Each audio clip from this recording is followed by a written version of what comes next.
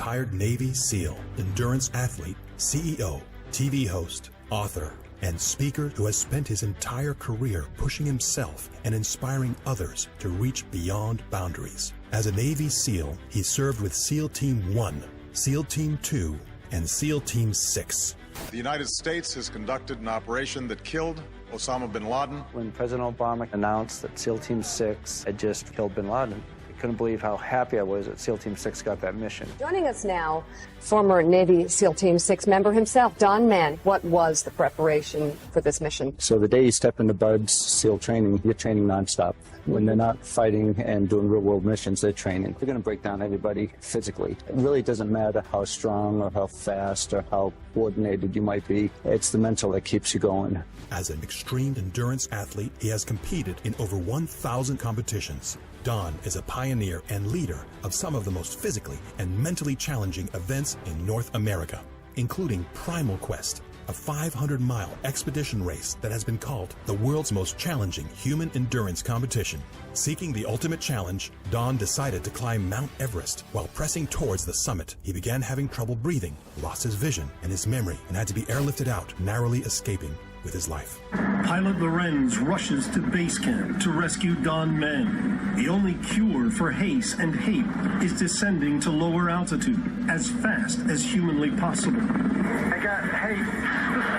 My lungs are half filled with fluid, both of them. As seen on the Outdoor Life TV program, The Brigade, Don and his team successfully navigated a nearly impossible 750-mile trans-Canadian expedition across hostile and treacherous rivers, mountains, and forests in just 28 days. Don has been featured as an expert analyst on national news networks like Fox, CNN, MSNBC, CBS, ABC, and more as a trusted advisor who provides unequivocal perspective and invaluable insight. As a New York Times best-selling author, he has written over 20 books, including Reaching Beyond Boundaries, where Don discusses how to set and conquer micro and macro goals to achieve your fullest potential. Hosting the hit TV show Surviving Man, Don combines the best of triathlon, adventure, and obstacle course racing with survival and shooting to create one of the most challenging overall competitions in the United States. As keynote speaker, he shares a high-octane narrative of physical and mental toughness. He discusses being captured by enemy personnel and vividly details the mindset it takes to prevail in such extreme situations. His Reaching Beyond Boundaries message connects with all who hear it. It's really hard to beat a person who never quits. But most people operate way down here and don't even come close to that line. Stepping out of your comfort zone hurts, get so much more done. But at least you've gone to your full potential. You know that you can't push yourself any further. Don supports numerous nonprofit charities, including Frogman Charities and SEAL Kids, that provide support to U.S. Navy SEAL veterans and their families.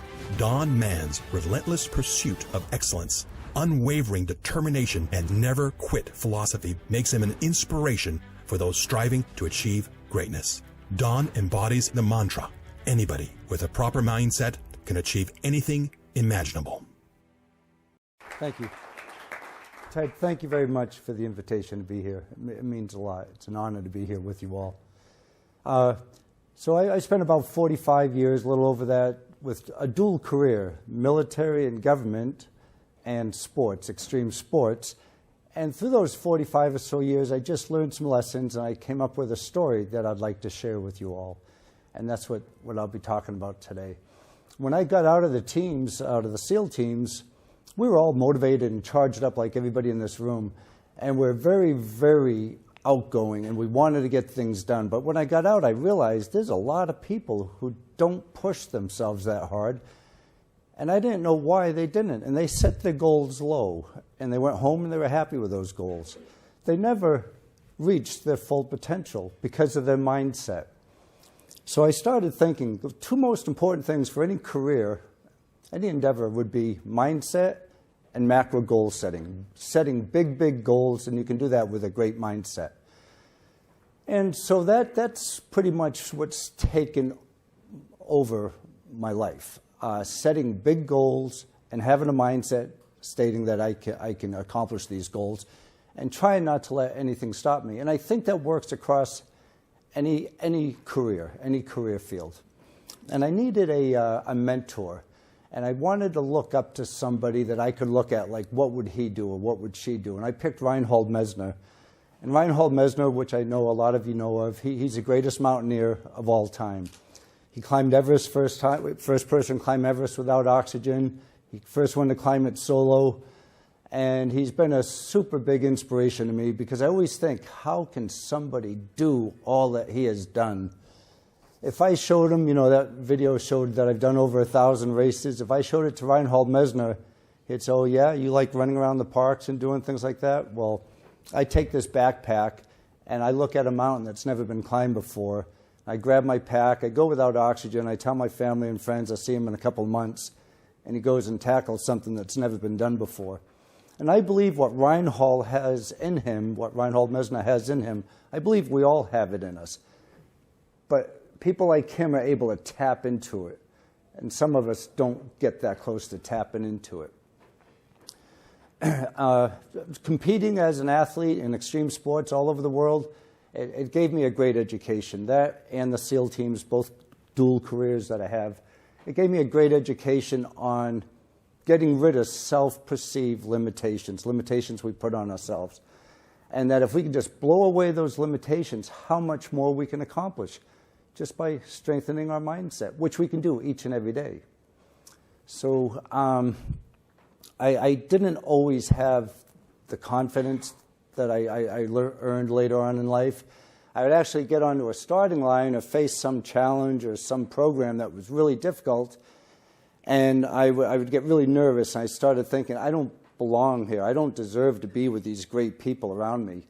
And it took me a while to think, well, why can't I at least compete with them? And then I got a little bit of a stronger mindset, why can't I beat some of them? And then I was thinking, it doesn't matter what your body is. It really doesn't matter. Get it as tuned and as fit as it can be. But this, I started thinking, if I can make this stronger than other people's, I'll be able to do more than what they could do. And I proved right in that, in a career. Early on, back in Connecticut as a teenager, and I was racing motorcycles. It was motocross. And I had a friend who was a professional. And we were both kids. And we had long hair, and we were skinny little kids. We looked about the same. And there was a big, big difference between us. And I realized that one day when he asked me if I would train with him. And he said, Don, you want to train with me? I said, yeah, Dave, anything you do, I'll do. He said, well, I run, and I run 10 miles. I do it 3 times a week. You want to run with me? And I was not a runner. I never ran in school or anything. I never ran. I said, Dave, I'll do it. You tell me to do it, I'll do it.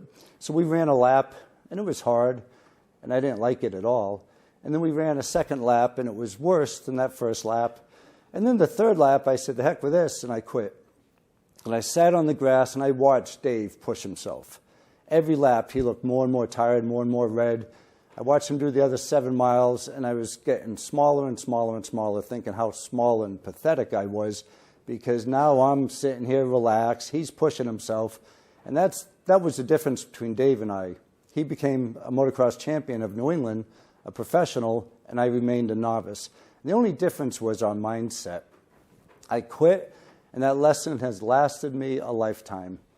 And I've quit on one other occasion, which I'm going to mention. And in the SEAL teams, being called a quitter is about the worst thing you could be called. So Dave said to me, he said, Don, he was disgusted with me. He said, basically, if you want to become a professional motocross racer, you better start running, get in shape, pick out a running race to do. I said, Dave, they have running races? I didn't know they had them. He said, yeah. I said, when's the next running race? He said, it's Boston Marathon. It's in a couple of months, in April. And I asked him how long the marathon was, and he said 26.2 miles. I said, people don't run that far. He said, yeah, they do. And he gave me a book, Boston or Bust. And I read it, and I saw all these people with organ transplants, prosthetic legs, cancer survivors, old people, young people, all could do a marathon. So all I had to do was promise myself, run, and put one leg in front of the other and not stop as a non-runner. Why would that stop me? Why would I stop and not be able to do that? So I promised myself, first promise I made to myself, I'll run Boston Marathon without stopping. And I did. And it was painful. And the time was 3:44. It's not a good time. And I was sick. I was hurt. But then I did another one next month, and then I ended up doing 30 in those 3 years, and a lot of those were ultras. And it made me into a runner by setting one goal and keeping it. Don't stop. That was my macro goal, running Boston Marathon. The next macro goal, okay, now do it faster. Now let's do an ultra. Let's do 100K. And it just kept going. So having a macro goal of running a marathon worked. The next one, I just had to make it a little more challenging. And this worked over and over and over. And those who are familiar with the triathlon community, you might remember the name Dave Scott. He was the greatest triathlete of all time in that era. And I met him before his first Ironman. And I said, Dave, how do you stay in such great shape? He said, I don't take any days off, ever. My doctors don't agree with it. I work out every day. Some days might just be a half hour of crunches or something, but I work out every day. So ping, light bulb went on. I'm going to do what Dave Scott does. I'm going to work out every day. It wasn't hard. Every day I had to brush my teeth. Every day I had to eat. Every day I had to work out. This went on for 22 years. So, and the thing I liked doing, which was the sports and the military, I never got out of shape. All these other people, yeah, after this vacation, after this deployment, I'll start working out, I'll start doing more. There's always some excuse. I didn't have the luxury to make an excuse because I promised myself I'd work out every day, and it worked, and it wasn't that hard. Once on a flight to Australia, and once taking my parents to her sister's operation, 2 times I came close to missing it, but I went back of the plane, worked out, and pulled over on a highway and worked out. My parents were thinking, where'd we go wrong? You know, but it worked.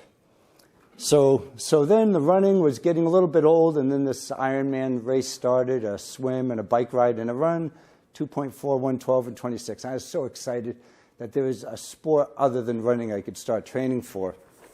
So I called the race director in Hawaii, and I said, hey, my name's Don. I'd like to come do your race. And she said, yeah, come on out. And so in our world, in my world, I should say, that was the biggest race in the world. And I've never met anybody who's done anything like that. 12 people did it the first year, 15 the second year.